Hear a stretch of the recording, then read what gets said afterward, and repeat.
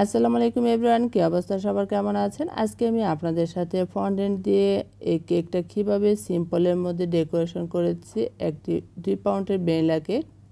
আজকের এই কেকটা অনেক দিন আগের করা ছিল। প্রথমে এখানে কেকটা ডেকোরেশন করার জন্য ক্রিমটা রেডি করে নিচ্ছি। আর এই ক্রিমটা আমি এখানে হুইপ ক্রিমের মধ্যে ব্লু আর গ্রিন কালার মিশিয়ে এই সুন্দর কালারটা করে নিয়েছি।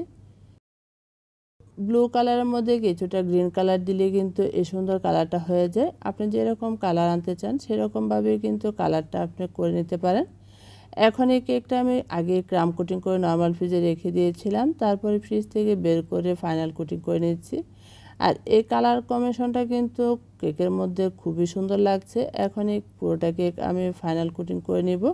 ফাইনাল কোটিংটা ভালোভাবে করে নেওয়ার পর একটি স্ক্র্যাপার দিয়ে প্রথমে ফিনিশিং টেনে নিব সাইডে, তারপরে প্যালেট নাইফ দিয়ে উপরে ভালোভাবে ফিনিশিং টেনে নিচ্ছি। আর আপনারা যদি আমার চ্যানেলে নতুন হয়ে থাকেন, আমার চ্যানেলটি সাবস্ক্রাইব করে পাশে অল বাটনটি ক্লিক করে রাখবেন। ভিডিওটি ভালো লাগলে ভিডিওতে বেশি বেশি করে শেয়ার করে দিবেন। এখন পুরোটা কেক যখন ভালোভাবে ফিনিশিং টানা হয়ে গেছে, তারপরে কেকটি আবারও নর্মাল ফ্রিজে রেখে দিব এই ক্রিমটা সেট হওয়ার জন্য।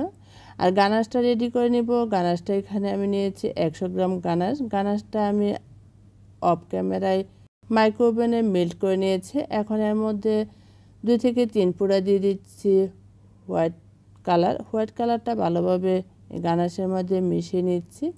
চকলেট গানাশের কালারটা কিন্তু সুন্দর আসে না, তাই এখানে কালারটা মিশিয়ে নিয়েছি। এখন এই কেকটি ফ্রিজ থেকে বের করে উপরে গানাশটা সেট করে দিচ্ছি। এই গানাশটা আমি উপরে প্যালেট নাইফ দিয়ে সরিয়ে সেট করে দিব। তারপর সেট করে আবারও নর্মাল ফ্রিজে রেখে দিব এই গানাশটা সেট হওয়ার জন্য। এই গানাশটা খুব ভালোভাবে সেট করে নিতে হবে। আর এই কেকের গানাশ আর কালার কম্বিনেশনটা কিন্তু খুবই সুন্দর হয়েছে। এখন এই গানাশটা আমি সেট করে ফ্রিজ থেকে বের করে নিয়েছি। আর এই কেকটি ডেলিভারি করার আগে আমি ফন্ডেন্টের কাজটা আগে করে নিয়েছিলাম। এখানে একটি কার্ড সেট করে দিচ্ছি ফন্ডেন্ট দিয়ে বানানো। তারপরে দুটি ম্যাগ সেট করে দিব।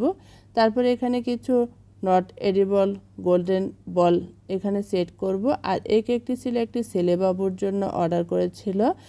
আর এই কেকের ফাইনাল লুকটা কিন্তু খুবই সুন্দর হয়েছে। এখানে হ্যাপি বার্থডে লেখাটাও লিখে নিয়েছি ফন্ডেন্টের উপরে।